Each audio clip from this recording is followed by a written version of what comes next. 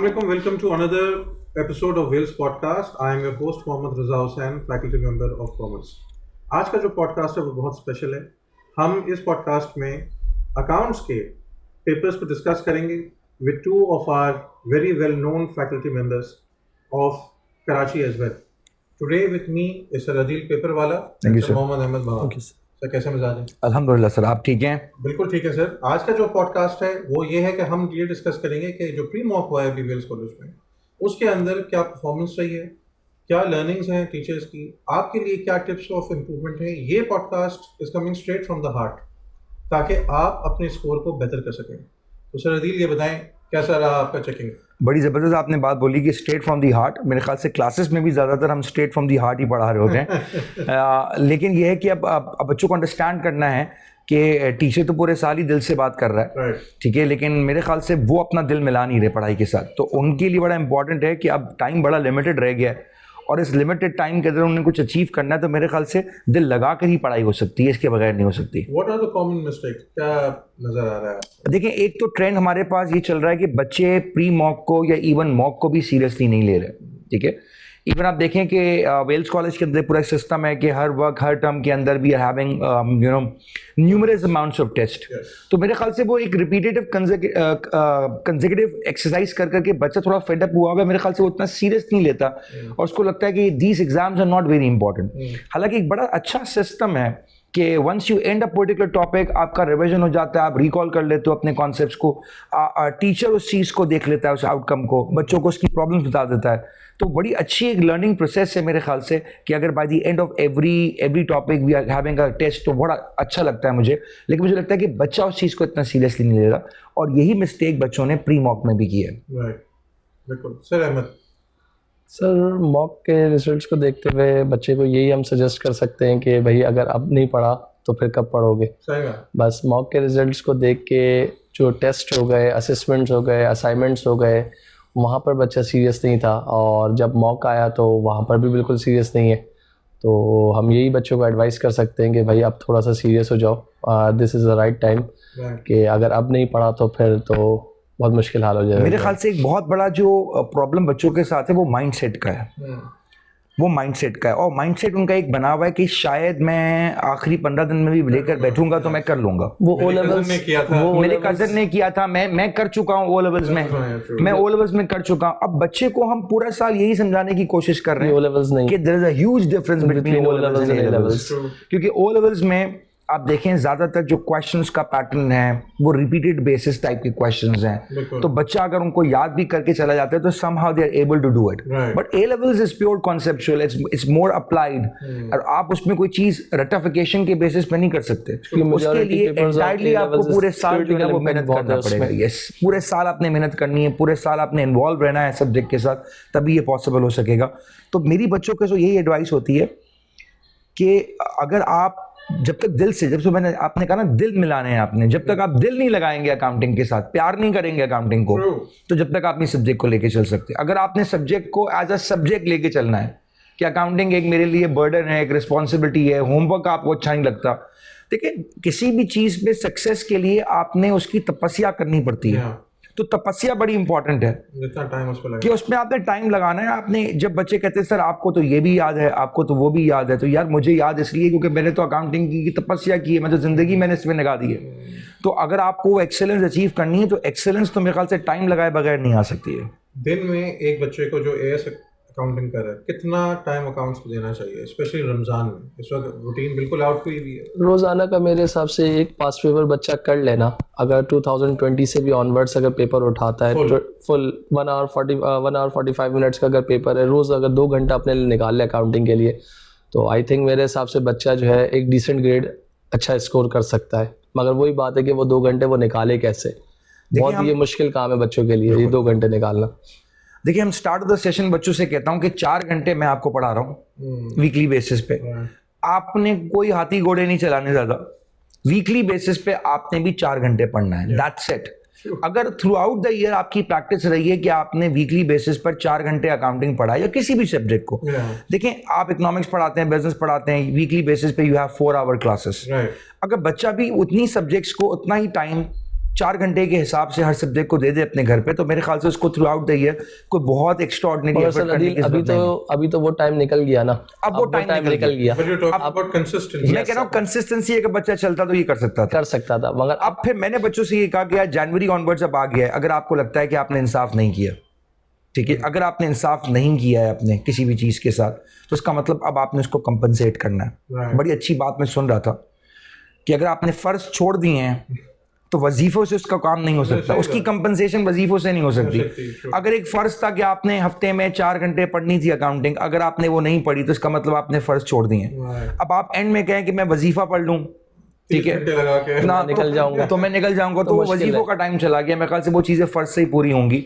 तो आपने पूरे साल को अपने देखें कि कितना टाइम आपने अकाउंटिंग को देना चाहिए था और नहीं दिया, और उतना ही टाइम आपने और लगाना है। बड़ी अच्छी बात सर अहमद ने भी की है कि सर 2020 से भी ईयरली बेसिस पर अगर एक बच्चा पास पेपर स्टार्ट करता है तो 2025 मार्च से लेकर फैब मार्च 2024 तक तकरीबन 28-29 पेपर बनते हैं। वो डिसेंट प्रैक्टिस होती है बच्चे के लिए, अच्छा ग्रेड करने के लिए भी और पास होने के लिए भी। तो 29 पेपर्स ऑल टुगेदर हैं बच्चे के पास।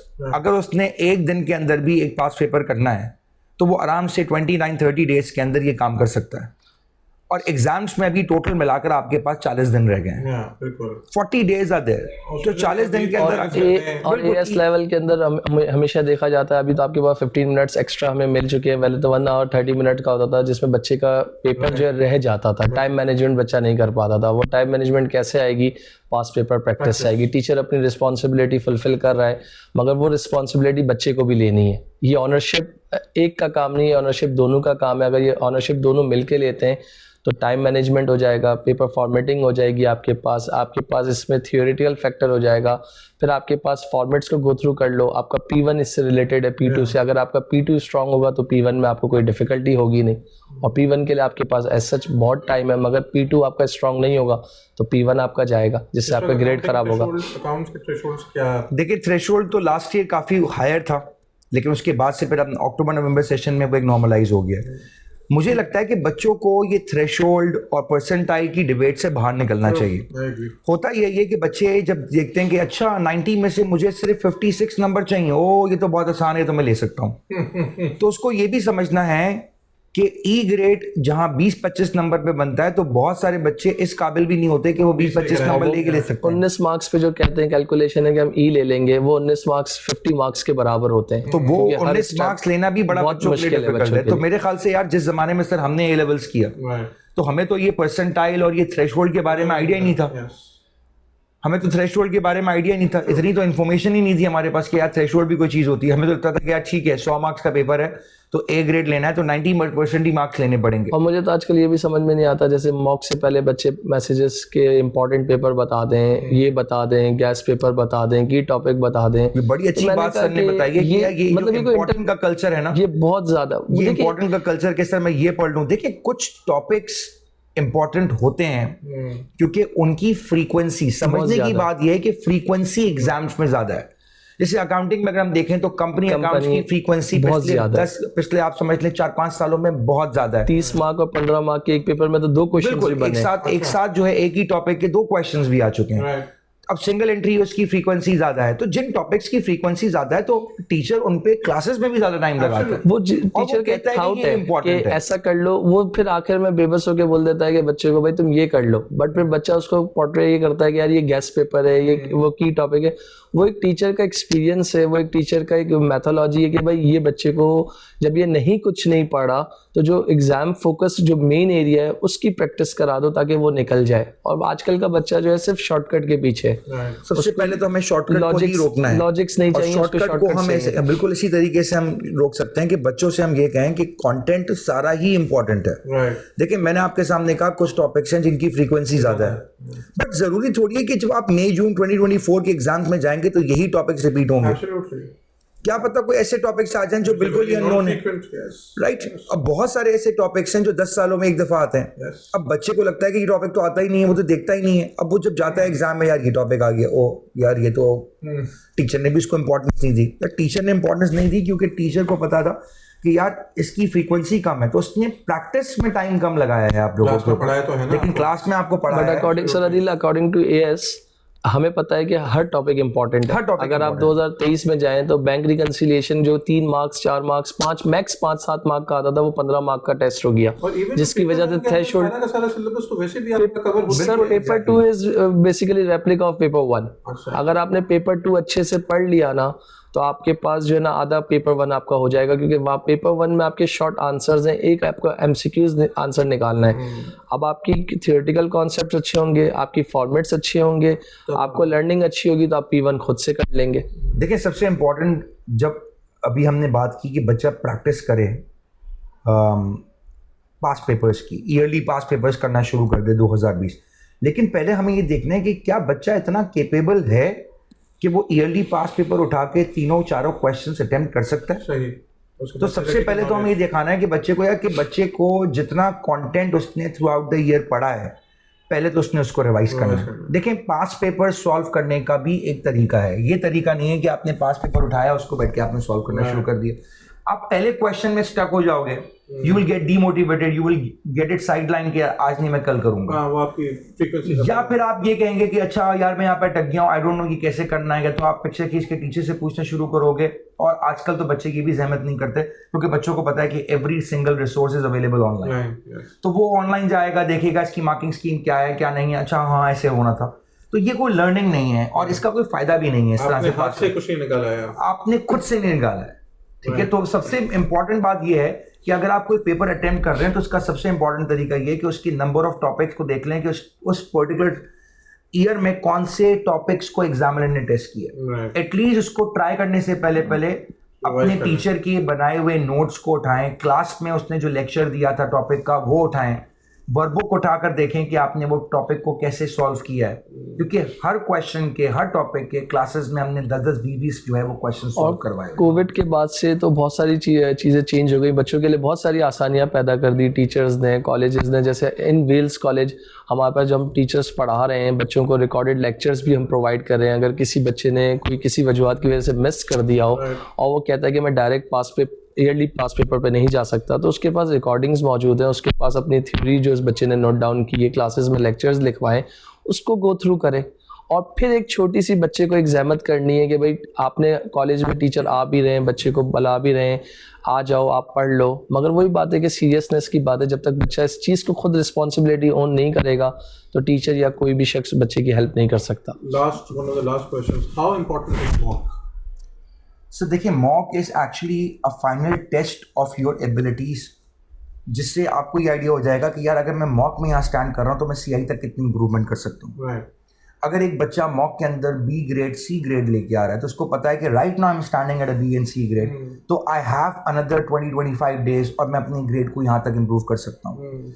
अगर एक बच्चे ने मॉक को सीरियसली नहीं लिया तो वो कह रहा है यार मॉक वॉक तो सारी चीज़ है, मॉक वॉक मेरे लिए इंपॉर्टेंट नहीं है, मैं देखूंगा जो भी होगा वो CI में करूंगा, तो then you don't know where exactly you are standing.